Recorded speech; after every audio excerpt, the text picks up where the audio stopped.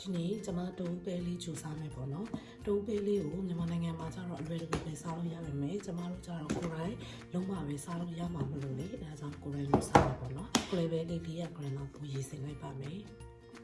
ရေကိုကျွန်မကတရက်လောက်စိမ့်လိုက်မယ်ပေါ့နော်ကျွန်မတို့ရှိမှကျတော့လည်းအေးတာဖြစ်လို့တညလောက်နဲ့သူကပဲပွားဖို့အဆင်မပြေပါဘူးရှင်ကျွန်မတရက်လောက်စိမ့်ထားလိုက်ပါမယ်ဒီလေးရေးစိတ်ထားတာတရက်ပြည့်ပြီဆိုတော့ကျွန်မဒါလေးကိုစပြီးတော့ချိန်ပါမယ်ရှင်ခုကျွန်မစချိန်ပါမယ်ရှင်ကျွန်မပဲချိန်ထားတာကိုခွက်လုံးယူပြီးတော့အဲ့ခွက်ပေါ်ကိုပေါ်ဝါပါလေးတင်လိုက်မယ်ပေါ့နော်အဲ့ပေါ်ဝါလေးကိုကျွန်မ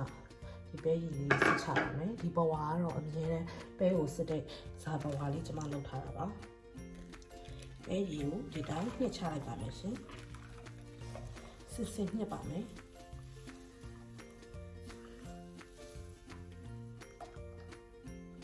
ရရှိလာတဲ့ပဲဘက်လေးတွေကိုကျွန်မပြန်ချိတ်ဖို့ပြန်ထည့်လိုက်ပါမယ်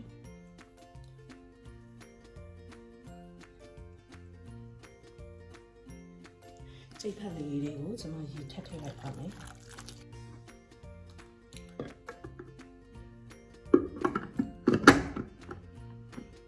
ကျွန်မထပ်ပြီးတော့အလုပ်မျိုးပဲအခါခါထပ်ချိတ်မယ်ပေါ့နော်ရေကိုတစ်ဖန်ပြန်ပြီးတော့စစ်ယူပါမယ်ရှင်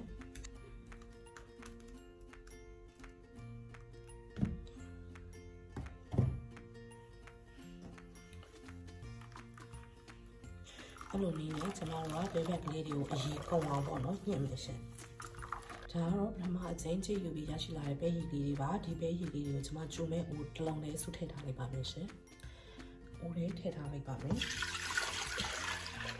ဒါကတော့ကြိတ်ခွဲပြီးရရှိလာတဲ့ပဲဘက်လေးပေါ့နော်အဲ့ပဲဘက်လေးကိုကျွန်မအရာကြော်စားဖို့အတွက်ပေါ့နော်ခြံလာခဲ့ပါတယ်အခုတော့အဲ့ဒီပဲဘက်လေးတွေကိုကျွန်မက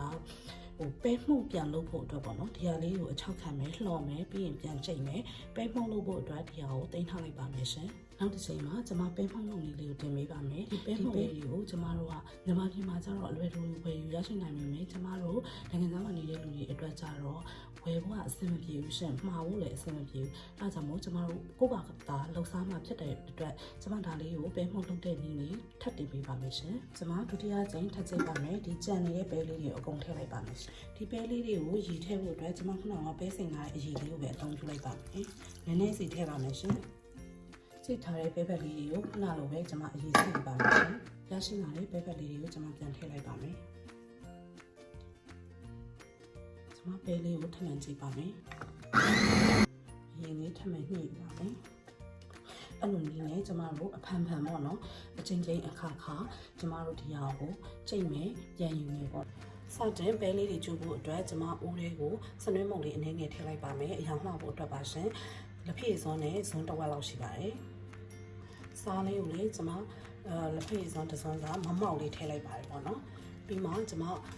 ဆူလာတော့မှအပုံညာလေးထပ်မြည်ပြီးတော့ပေါ့ကျမထပ်ထည့်ပါမယ်သူများတွေကတော့ဒီထဲကိုအချုံမုံလေးတွေအသားမုံလေးတွေထည့်ထည့်ကြတယ်ပေါ့နော်ကျမကတော့ဒီတိုင်းလေးကြိုပါမယ်ရှင်ပဲလေးတွေကိုစပြီးတော့မှွေတဲ့အခါမှာအစမပြတ်စပြီးမှွေနေဖို့လိုအပ်ပါတယ်စူပွက်တဲ့အထိပေါ့နော်ကျမတို့ကအစမပြတ်မှွေနေဖို့လိုအပ်ပါတယ်အခုဆိုရင်ပဲလေးတွေကတော်တော်စူပွက်လာပြီပေါ့နော်အယောင်လေးကလည်းတော်တော်လှပါတယ်ခုနကအရင်လေးကိုကျမမြည်ကြည့်တဲ့အခါမှာလည်းအငန်အနေထားအတော်ပါပဲရှင်ကျမဒီဟာကိုအစမပြတ်လေးမှွေသွားပြပါမယ်တော်တော်တော့ပွာလာပါပြီအမှန်မှန်ဆိုရင်တော့လွတ်ထားလို့ရပါပြီနောက်တော့ပဲကျူလာတာတော်တော်ပြစ်လောက်တဲ့အနေထားရောက်ပြီဆိုကျမစီနည်းနည်းထည့်လိုက်ပါမယ်ရှင်စီထည့်ပြီးကျမမှွေလိုက်ပါမယ်အဲ့ဒါမှတိုးသားလေးတွေကချုံးမွေးနေမှာဖြစ်ပါတယ်ပဲကျူလာလေးဒီလိုမျိုးရွှေပြီးတန်းနေသေးမရသေးဘူးနော်လုံးဝသူကအပွားနေပြီးဒီလိုပြစ်ချတဲ့အခါမှာလုံးဝပဲလေးတွေကတစ်ခုနဲ့တစ်ခုဆွဲပြီးမစင်းသွားဘဲနဲ့အထက်လိုက်ဖြစ်သွားတဲ့အချိန်တိုင်းကျမရပ်ပါမယ်ကျမတို့အေးခံမဲ့ခွက်ထဲကိုစီလေးနဲ့တောက်ထားလိုက်ပါမယ်ရှင် brush နဲ့တောက်ထားလိုက်ပါမယ်ကျမအခုပဲလေးဂျုံလာလိုက်တာပဲလေးကတဖြည်းဖြည်းရေကုန်ပြီးတော့ပေါ့နော်ရှော့ကနေမစင်းသွားဘဲနဲ့အဖက်ကလေးတွေဒီလိုမျိုးပေါ့တွဲပြီးစင်းလာတယ်ဆိုရင်ကျမအခုရပ်လိုက်ပါတော့မယ်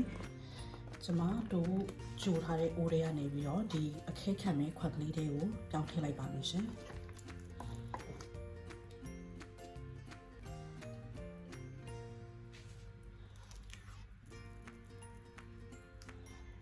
အခုပဲလေးတွေအထဲမှာလေခိုမှုမရှိအောင်ကျမဒါလေးတွေကိုစောင့်ချနေပါတယ်ကျ ကျမဒီတိုးကြိုထားတာလေးကို3နာရီ4နာရီလောက်ခဲခံထားလိုက်ပါမယ်ခုဆိုရင်ကျမရဲ့တိုးပဲကြိုထားတာလေးရရှိနေပါပြီရှင်တိုးတော်မီကိုလှည့်ကြည့်မယ်နော်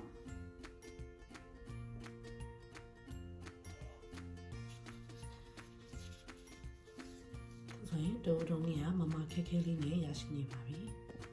ကျမတိုးလေးတွေကိုတော့ဆောင်ဖို့အတွက်လှည့်ကြည့်ပါမယ်